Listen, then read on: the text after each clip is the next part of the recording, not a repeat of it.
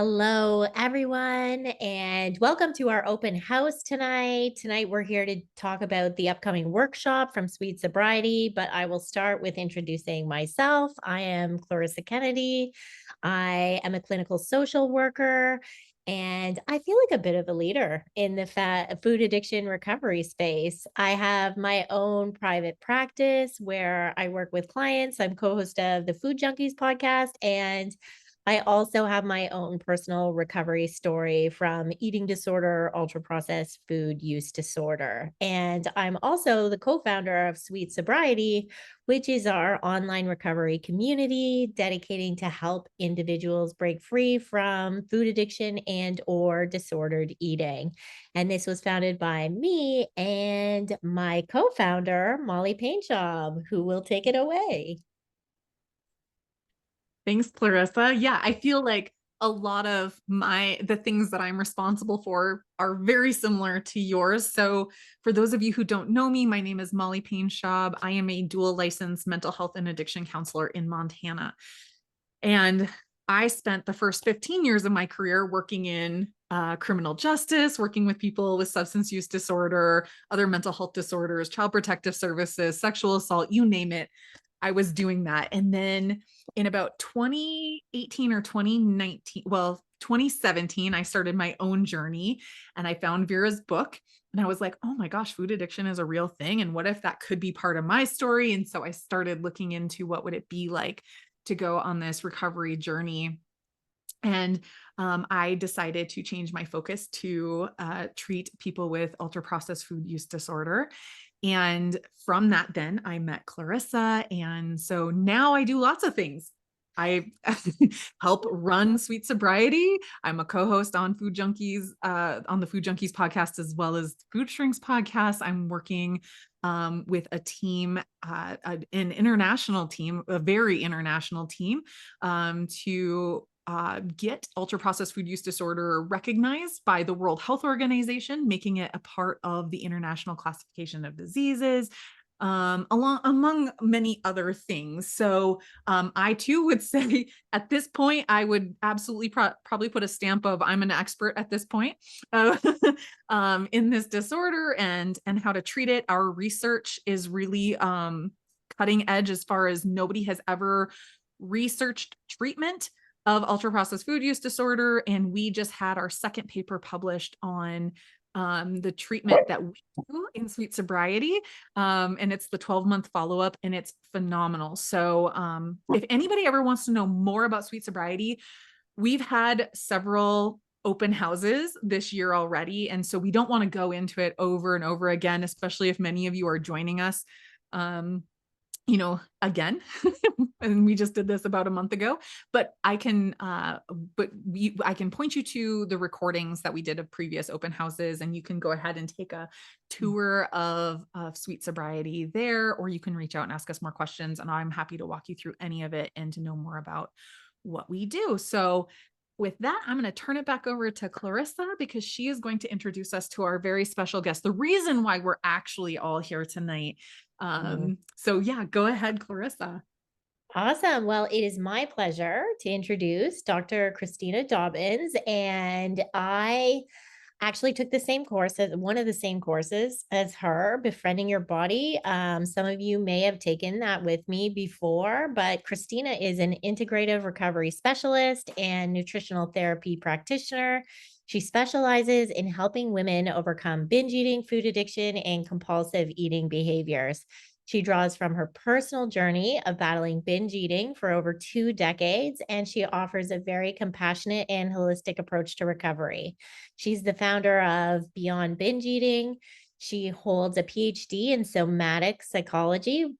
She's gonna tell us what that means today, and a master's degree in exercise science. And so she combines her academic knowledge with practical experience. She's also the podcast host of Beyond Binge Eating, where I was just a guest, and Molly has been a guest as well, where she discusses all things related to recovery, nutrition, and self-awareness. But today she is here to tell us about the upcoming workshop she's hosting with Sweet Sobriety and who would be a great maybe candidate and what you might learn. Go ahead, Kristina. Thanks so much. Can you guys hear me okay? Yeah. Okay. Well, thank you so much for that introduction and thanks for having me. It really is an honor to be here with you today. I'm in the presence of greatness. I may be new to you guys, the Sweet Sobriety community, but I will tell you that I am not new to the struggle. I'm not new to the struggle, and I'm not new to the journey of recovery. So, today I want to start with sharing a bit of my story with you, and not just the highlight reel, but also some of the mess and some of the turning points and what has helped me. And then after I share some of my story, then I'm going to invite you to do a short practice with me. And I'll tell you a little bit more about the upcoming webinar that I'm going to be offering through Sweet Sobriety if you feel called to go deeper. I would say that my addiction um, started with chaos. In my childhood, I started getting blackout drunk and using drugs starting at age 12. My dad, he was an alcoholic, and addiction and suicide ran in my family. And looking back, I think that early trauma and early substance use shaped how my brain got wired. So my memory is like horrible, and I dissociated a lot. And I think I learned how to leave my body early in life. And I would say binge eating started around that time. I was a latchkey kid, so I would come home from school and my parents wouldn't get home till late, and I just would numb out with food. And at first, as a kid, I was just coping. But eventually, that turned into the most painful and persistent pattern in my life. And in college, it just continued to evolve and grow and get worse over time.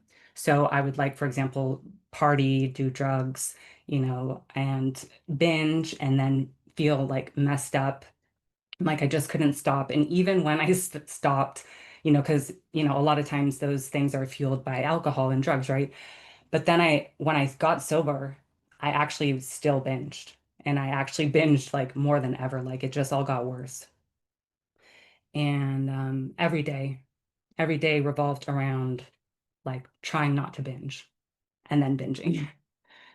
And I tried everything for it. I did CBT and I did all different types of therapies and I did neurofeedback and I did hypnosis and I did psychiatric medications, meal plans, homeopathy, locking up my money, like all sorts of things, but nothing seemed to make a dent. Like in the truest definition, like binge eating dominated my every moment, my decision dominated my whole life.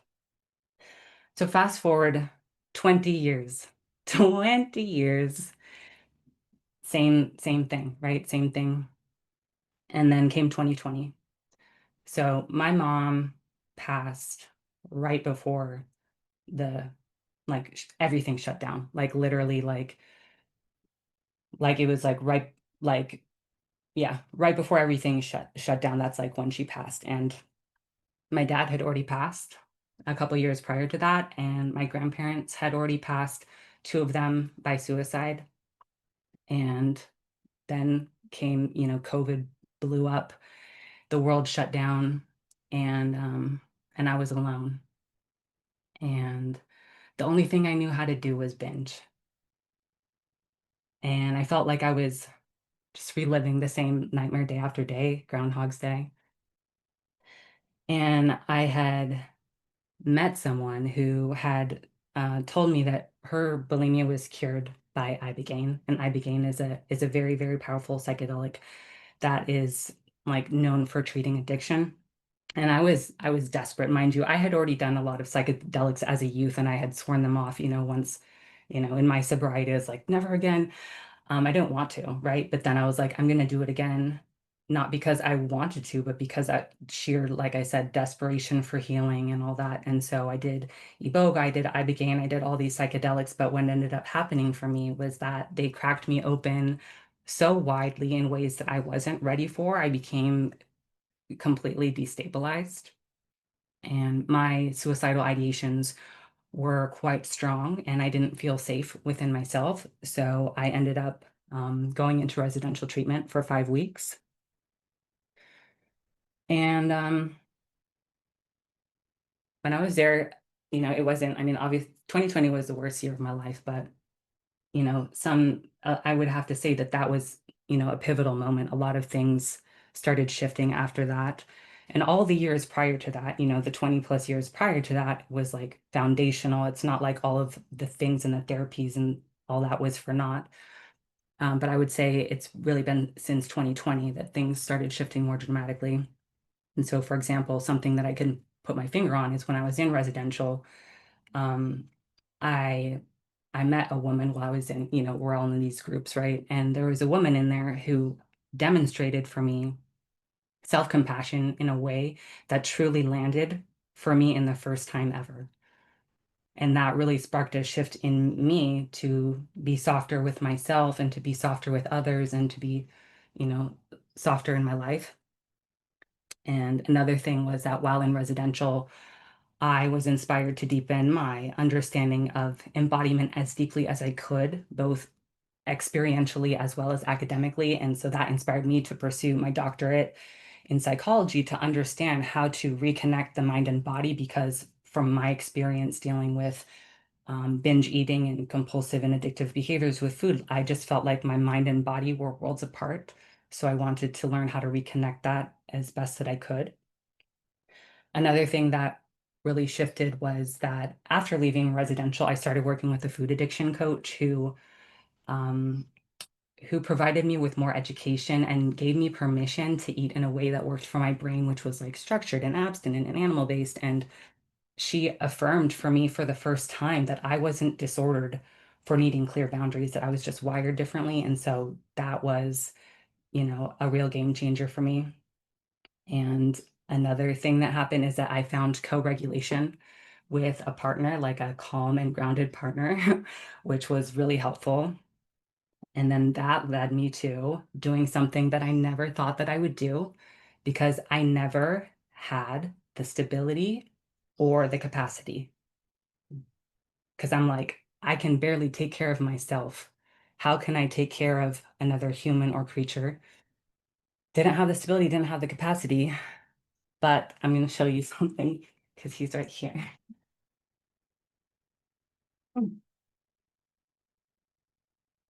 I got a puppy. His name is Sati, which means mindfulness in Sanskrit. And every time that I care for him, it's a reminder of how far that I have come. So over time, things have shifted. I've pieced together a toolkit, and one of the most novel and powerful tools was sensory modulation. So segue to sensory modulating strategies. You might have heard of mindfulness advice or cognitive sort of strategies like ride the wave or like reframe the thought. And while I truly do believe that those tools are valuable, the thing is that when we're in a state of, heightened distress, heightened arousal, such as when we're experiencing an overwhelming urge to binge, thinking our way through that sometimes doesn't feel accessible, it doesn't feel possible. But sensory modulating strategies work from the bottom up, which means that they engage our physiology.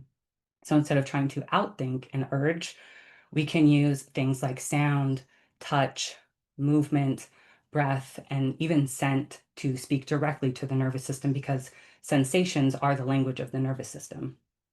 So this became a game changer for me, so much so that I wanted to make it a focus of my doctoral research. And so I studied for my dissertation how sensory-based strategies might help people navigate binge urges and ultimately binge eating disorder. And the results were so promising that I've been sharing these strategies and getting great feedback. And so I would like to invite people now to do a short practice with me now, and it's all completely optional. So if you want to participate, that you can. If you don't want to, you don't have to. Or if you just want to kind of modify and do something sparked by the idea, but not exactly what I'm saying, then you're more than welcome to do that too. So firstly, I'm going to invite you to just notice your body. just noticing how does your body feel? Like just kind of taking a quick sort of body scan or a little inventory of how you feel. And then I'm going to invite you to try to be in your body a little bit more, maybe by taking a deeper inhale and a deeper exhale. Maybe just feeling your feet on the ground. Maybe like pushing in a tiny bit with your feet, like noticing the points of contact that are touching the ground. And now we're going to start by rubbing our hands together to bring in some warmth, especially to the fingertips.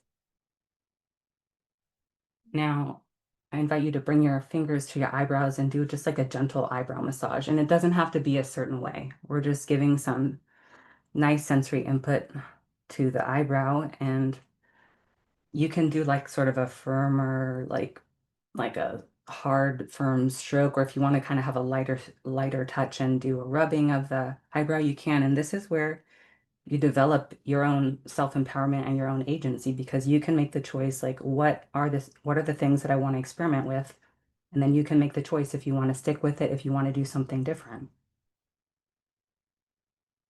And now let's go to the temples, massaging the temples.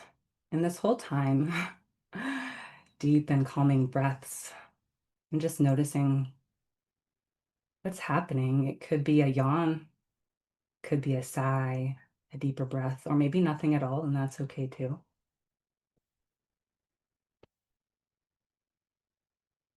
Now we're going to move to the ears, one of the richest places for vagus nerve input. So we're going to start with this upper hollow here. And so you're just going to put your fingers right there and just start gently massaging that upper hollow. And it doesn't have to be hard. If you want it to be, it can, but it doesn't have to be. Even just like a light skin stimulation can help to stimulate the vagus nerve. And just be pleasant.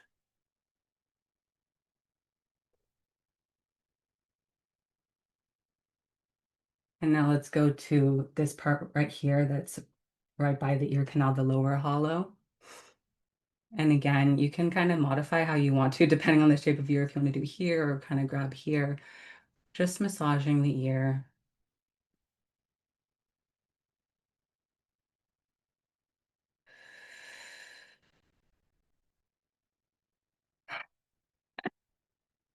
Now we're going to go behind the ears. I like to use two fingers, and you can do gentle massages, like gentle circles, like, or if you want, you can do like a light pull up of the skin and lightly pulling down on the skin. Let's do one more time.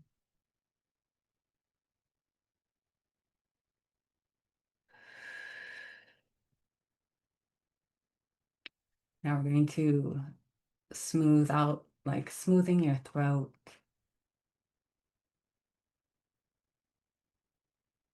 and your chest. And release. I've got a little bit of the wiggles, so I'm just gonna, they say get out the wiggles when you're a kid, get out the wiggles. And I'm gonna take one more deep breath and let it go. And so I invite you to just kind of take that inventory once more and just kind of do a scan, like how do you feel now? I personally I feel warm. I feel very warm. I feel a little bit more alive, a little more tingly, kind of like alert yet calm sort of thing. So yeah, someone's right, much more relaxed. Yeah, so what we were just working on is something that many of us forget that we can do, which is we forget we can regulate our nervous system. And it's not through white knuckling, it's not through willpower, and it's not through food. Because those of us who are here in this sweet sobriety space, in this space, having issues with food, whatever flavor it is of, disordered eating, emotional eating, compulsive eating, ultra processed food addiction, binge eating, whatever you want to call it, we might have a tendency to use food to help us regulate our nervous system, and it's very effective. It works. Oh yeah, it works. But also there's consequences that we're not so wild about, right? That's why we're here, is we're trying to change the patterns.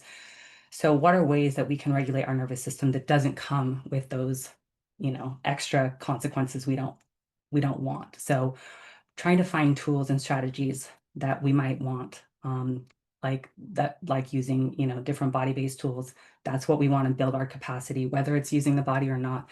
But we're trying to build a toolkit for ourselves so that we can find ways to regulate our nervous system that are helpful without the negative cascade afterwards. So that's what I'm going to be diving more into depth in the upcoming webinar that it's on the 31st. So if you're here live, that's in 10 days. And we'll explore the research that I did for my PhD, and I'll guide you through various sensory practices for you to experiment with. One, so you can try them on and be like, okay, that one I'm interested in trying again, or that one maybe not.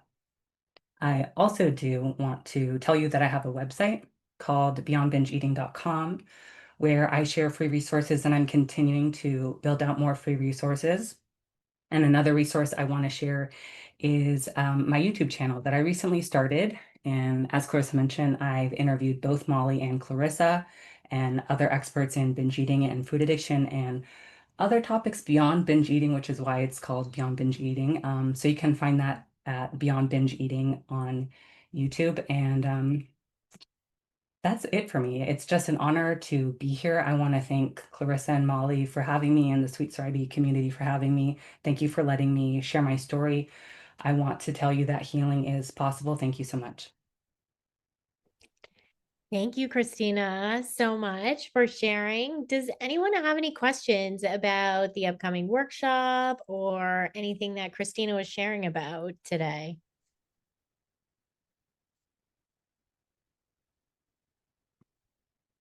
And if it feels more comfortable to do so, you can certainly put it in the chat as well, and we can read it for you. There will be a replay. If you purchase it and you aren't able to attend, then you will be getting the replay of it. Absolutely. Noreen. Hi, thank you very much. That was great. I just am curious. I was bulimic and would do, when I binged, it was like massive amounts of food. And thankfully, it's interesting. The same thing happened 2.5 seconds after I got sober. My bulimia just came back with a vengeance. But it's been several years now since I've actually, what I call, really binged and purged. But I still have trouble with volume eating. And can you talk just a little bit about what the difference might be between, I know kind of what I do on volume eating, I think some people call a binge, but to me, a binge is like so much food. So is there a difference? I wouldn't really say that. I think that volume eating and binge eating are very similar. Yeah, it's kind of like it's a large amount of food consumed in a small amount of time. In binge eating, they say what would be considered to be an objectively large amount of food, which who knows what that means, but it's considered a quite large amount of food in a small amount of time, coupled with a feeling of loss of control and like sort of like regret and shame, distress about that. So I would say that usually fits people's experiences of volume eating as well. But I mean, for me, I'm not like the biggest fan of labels. I feel like that there's a real lack when it comes to labels, like, like dichotomizing it's this or it's this. I personally think that it can be fluid, or like phenotypes can be like, it seems like it's this, but it's also that. So yeah, but I would say that volume eating and binge eating are quite similar. Yeah, thank you.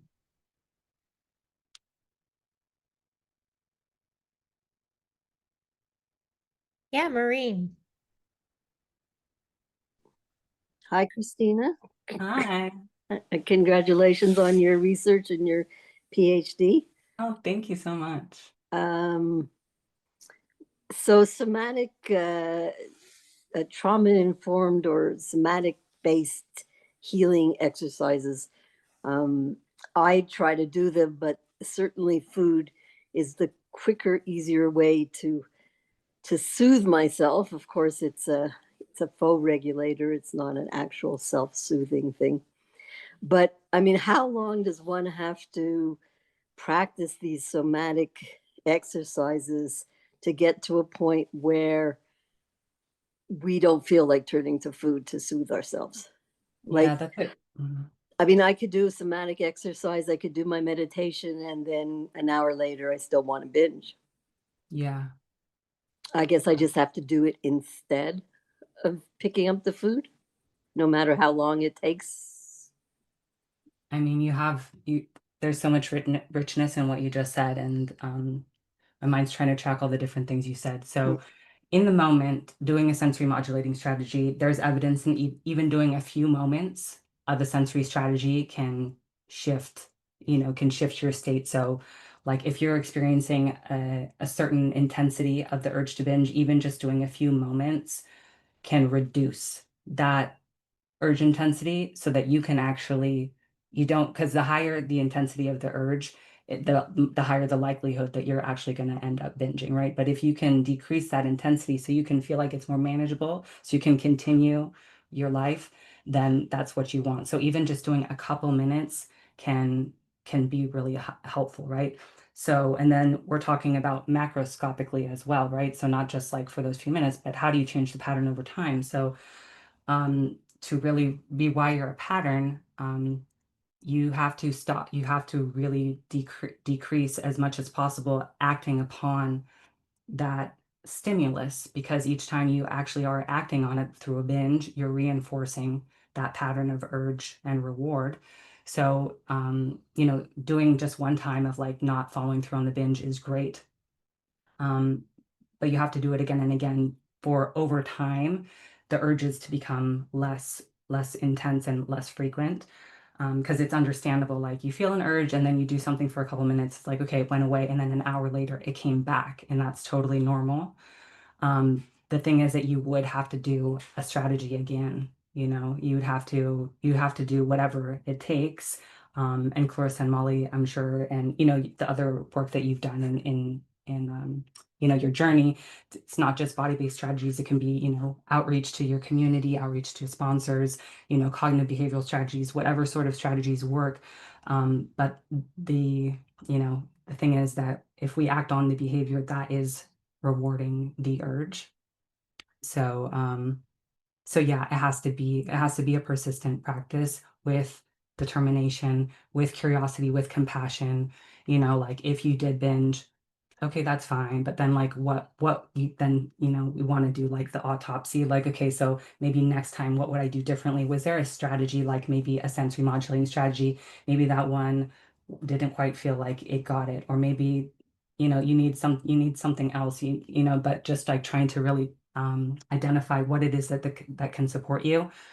Because when we act on the urge and we binge, it does reinforce the urge. So yeah, it's going to be something in the moment. It's going to be something you have to do over time. But then over time, if you don't binge, I know it sounds like a truism, but if you can stop acting upon the urge with the binge, then the urges, because they're not being reinforced, they will decrease in intensity and in frequency, and it'll feel a lot easier. Thank you. Thank you. There's a question in the chat. Will the webinar be an interactive webinar? So my intention is like the beginning is going to be like focusing on like the research that I did, and then the end is going to be like I'm going to share like 10 different strategies, and then there'll be time for Q&A. Unless someone's like dying to like have a question in the middle, then fine. But the intention is kind of like give the info at the beginning, and then later on is going to be the experiential portion. I don't know if I call it interactive so much as like experiential, where like I want them to like get up if they, like I said, can Yeah. consent, right? So you don't have to, but like I'm going to invite people to get up and do these exercises. I'm going to guess it would be like 15 minutes or so. Yeah, and then ask, invite feedback and have time for questions. Great. Thank you. Joanne. I just wanted to say I found that last answer so helpful and hopeful, because I've had a relapse, and if I think of it in the world of smoking, after, right, all the same feelings are very similar. And I just feel hopeful again because I do know from smoking, if I see someone driving around with the cigarette hanging out the side of the car, it pierces my heart. Then it's over, right? Because I don't want to go back to that life and I don't like feeling like I always have to plan my life around the smoke. Mm, So just that I can find my way back and like there's no way for hell or high water, I would like to think at this point, because I know that one little puff, it doesn't mean it's over that day, but I've lost my ability to not smoke because it comes back. And now if I have a little thought that um oh, things are a little stressful, you know, things are hard, it'll be fine. Get a pack of cigarettes, have one every day, go for a walk, you deserve it. I know what that mind is. I don't fall for it. The thought that I could do that with food, ah, that would be beautiful, right? If those two things could be both similar, because right now I'm back in it, like where I first quit again, right? I'm having to have trouble getting quit. And I've got sugar-free effing Jello in the fridge because it was on the plan of something else and I knew. So now I'm eating ridiculous amounts of sugar-free Jello, but I've got to butt it out just like I would a cigarette. And there's no way in the world anyone loves sugar-free freaking Jello. Like, so why am I letting this, whatever, I'm not gonna, whatever. I just thank you for that hopefulness that comparing it to cigarettes, I know I've crushed that one before, but it doesn't feel in this moment like that will happen with the food, but I'm hopeful it can. I'm hopeful too. Thank you for sharing.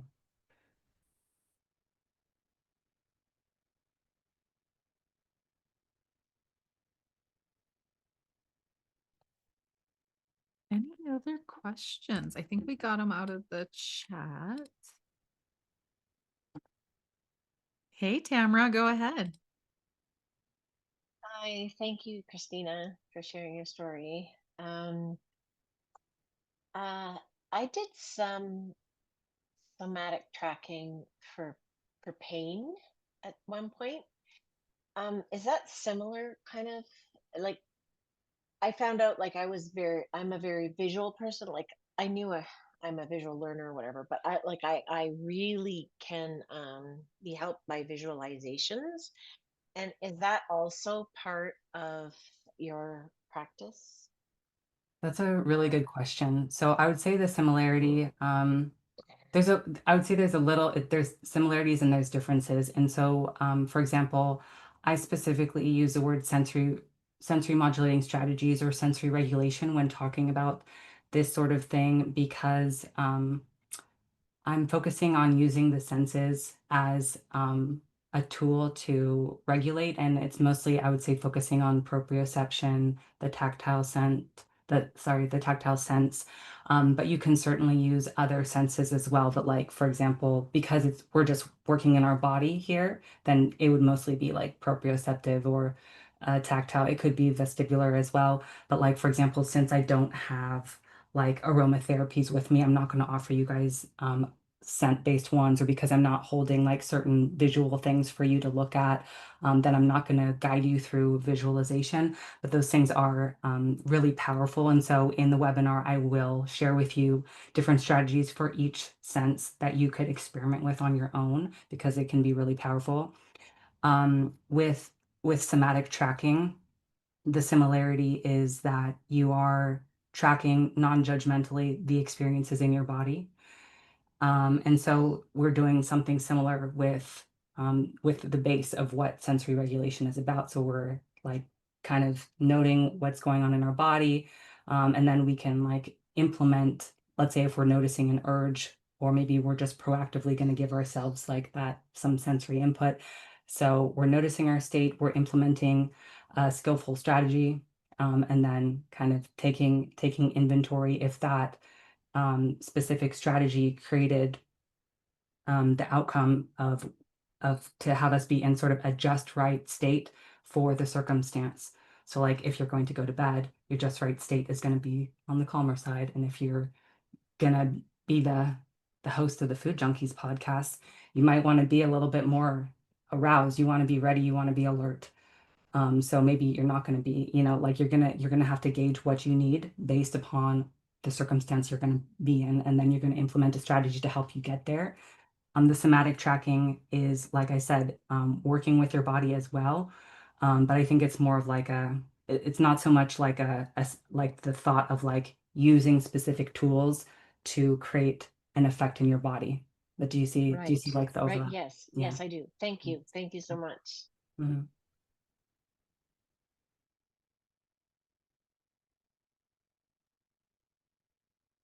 Anybody else?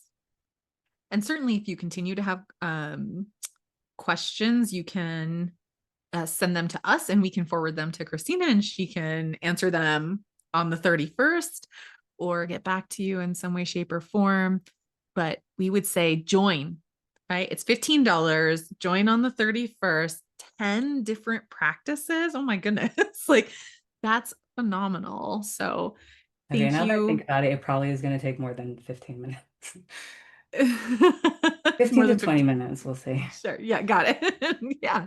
Yeah, whatever you come up with. So, all right, everybody. Thank you so much for being here. Thank you so much, Kristina, for being here and for offering this to our community. We're super, super, super excited. So yeah, Clarissa, go ahead. Yeah, no, I was just going to say, let us know if you have any questions. And if not, we're going to be excited to see you there.